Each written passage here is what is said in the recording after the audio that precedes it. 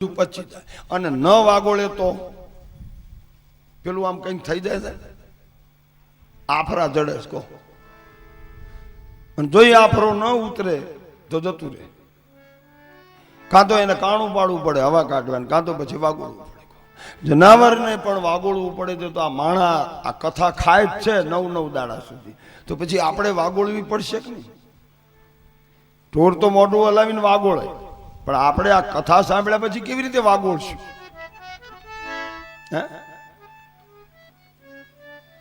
સાંજે કથા સાંભળ્યા પછી વાળું પાણી કર્યા પછી ઘરના 5-7 જણા હોય બધા ભેગા બેસી અને આખો દિવસ કથામાં શું આવ્યું હતું એ કથાને ફરીથી યાદ કરી અને જો તમે સુઈ જાઓ તો એ તમારી કથા પચી જાય. બાકી ખા ખા કરો એટલે નકરા આફરા જ ચડે છે. અને અત્યારે આફરા જ છે, સાસુ વહુ આફરો, દેરાણી જેઠાણી આફરો, વેવાણ બાજુમાં બેઠ્યું છે આફરો, ભાઈ આફરો. આફરા ન ચડાવ. આ રસ છે, સંતોએ ગાયું છે. જેણે શ્રી રામ ચરણ રસ ચાખ્યો, જેણે શ્રી રામ ચરણ રસ ચાખ્યો, એને આ રુદિયાને અમર કરી રાખ્યો. એણે આ રુદિયાને અમર કરી. હવે આ 9 દિવસ સુધી માટે શેરડીના રસનો છીચોડો બનાવીને બેઠો છે. હવે અહીં આવ્યા તમે બધા એટલે એવું ફરજિયાત નથી કે તમારે પીવો પડે. પીવો હોય તો પીવાનું, ચાખવું હોય તો ચાખવાનું, ખાલી આમ કરીને આમ કરી લેવાનું.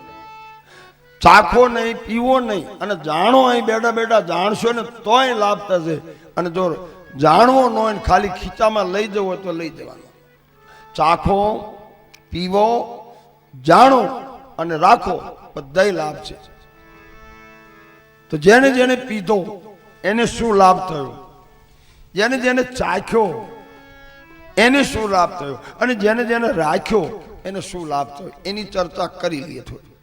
આ રસ ધ્રુવ પ્રહલાદ એ ચાખ્યો. ધ્રુવ અને પ્રહલાદ, રસ ધ્રુવ પ્રહલાદ એ ચાખ્યો. કારણ કે બાળક છે, એક 5 વર્ષનું બાળક છે, એક 7 વર્ષનું બાળક છે, એ પી ન શકે, પાલો ભરીને ચાખે, મોઢે મૂકીને એક ઘૂંટડો ભરી.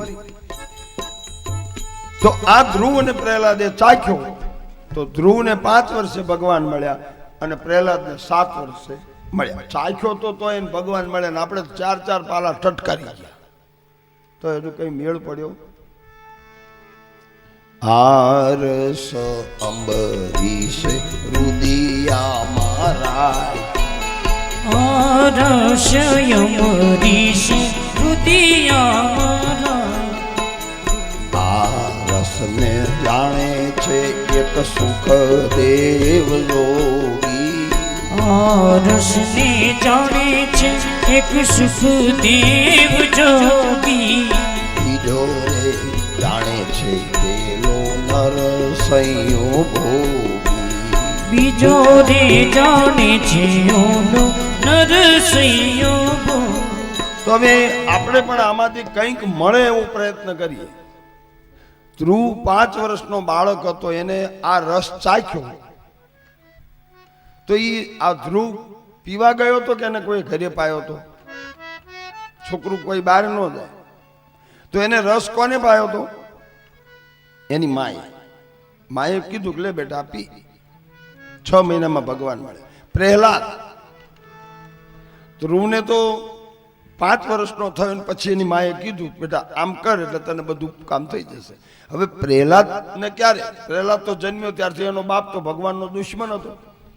એના આખા રાજ્યમાં કોઈ ભગવાનનું નામ નહોતું લેવાતું. એ તો એને હું જ ભગવાન, એને કશ્યપ ભગવાન તરીકે કોઈ લે તો મારી નાખે. ખબરદાર, જો હું જીવું ત્યાં સુધી મારા દુશ્મનનું નામ લીધું છે. તો હવે આ પ્રહલાદે ક્યાંથી ચાખ્યો? માના ઉદરમાંથી. પ્રહલાદ એની માના ઉદરમાં હતો. જ્યારે પ્રહલાદની માં ક્યાથુ ગર્ભવતી હતી અને હિરણ્યકશ્યપે એની પત્નીને ઘરમાંથી કાઢી મૂકી. હવે જાય ક્યાં બિચારી અબળા, રડતી રડતી રડતી આપઘાત કરવા જાય છે. એમાં નારદજી મળ્યા.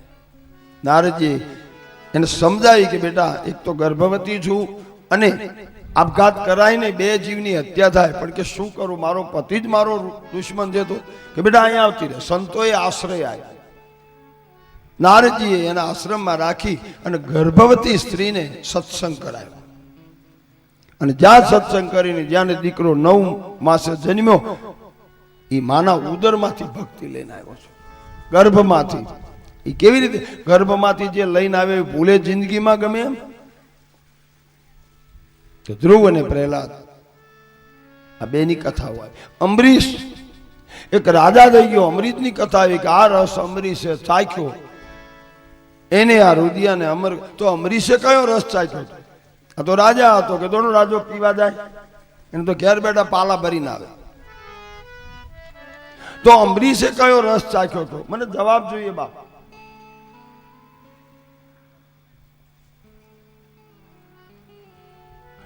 બાર મહિના 2 તિથિ આવે છે, હે 11 ધન એકાદશી. એકાદશી કરીએ તો વૈકુંઠ પામીએ. ધન એકાદશી કરીએ તો વૈકુંઠ પામીએ. જેને એકાદશીના વ્રત કીધા છે, જેને એકાદશીના વ્રત કીધા છે, એને 4 પદાર્થ સીધા છે. એને 4 પદાર્થ સીધા છે. એને પ્રભુએ પોતાના માની લીધા છે. એકાદશી કરીએ તો વૈકુંઠ પામીએ. આ વ્રત અંબરીશ કીધા છે. આ વ્રત અંબરીશ કીધા છે. દંડ દુર્વાસાને દીધા છે. દંડ દુર્વાસાને દીધા છે. એ રસ પ્રીતમ પ્રભુજીએ પીધા છે. એકાદશી કરીએ તો વૈકુંઠ પામીએ. 12 માસ કરે કોઈ એકાદ. યાદ રાખજો બધું. 12 માસ કરે કોઈ એકાદશી. એના અંતરમાં વસે છે અવિનાશી. એના અંતરમાં વસે છે અવિનાશી. નહીં કરે તે જાશે હાથ ઘસી. એકાદશી કરીએ તો વૈકુંઠ પામીએ. આ અંબરીશ ગામમાં કથા ચાલે અને કથામાં જાઓ ને તો કંઈક મળે મળે ને મળે. ગમે ત્યાં કથા થાવ ને ભલે તમારે કંઈ ન લેવું કઈ નહીં, બેસો ને તોય તમને લાભ થાય ને થાય. એક જગ્યાએ કથા ચાલે, એમાં 13 ને પૂનમની વચ્ચેનો કોદાળો જાય જ નહીં. એમાં એક દાડો નવરો પડ્યો. ગામવાળા બધા કથામાં ઓટલા ઉપર એકલો શું કરે, તે 5મા દિવસે આવ્યો કથામાં. દરવાજામાં આવ્યો એટલે કથાકાર મહારાજે સામેથી પેલા ભાઈને કીધું, આવ્યા? આવો આવો. આવ્યા કે આવો. એટલે એને તેમ તો આટલા બધા માણસ મને જ બોલાવ્યો. બેઠા, બેસો. બેઠા કે બેઠા. અને પછી કથા પૂરી થઈ એટલે પેલા કીધું ઉઠ્યા કે. આ 3 શબ્દ એના મગજમાં રહ્યા. બાકી કથામાં શું આવ્યું તો જય સિયારામ. રાત્રે ઘેર સૂતો અને રાત્રે ગામમાં ચોર આવ્યા અને એના જ ઘરમાં ખાતર પાડ્યું. ચોરે કાણું પાડ્યું અને અંદર ચોર જાય. એમાં પેલું આખા દિવસનું જે હતું ને રાતે બલવા માંડ્યું. હું તો ખાટલા, એ તો ઊંઘી ગયો પણ બોલ્યો એટલે મહારાજ આવ્યા કે. એટલે ચોર મારા બેટા ગમણા કાબડો જાગતો લાગે છે, આને ક્યાંથી ખબર પડી આવ્યા કે? એટલે કે ઘડીક બેસી જાઓ. બોલે બેઠા કે. બોલે ચોર કે મારો બેટો નક્કી પકડાવી દેશે, હાલો. ઉઠ્યા, ઉઠીને બહાર નીકળ્યા. ઉઠ્યા કે?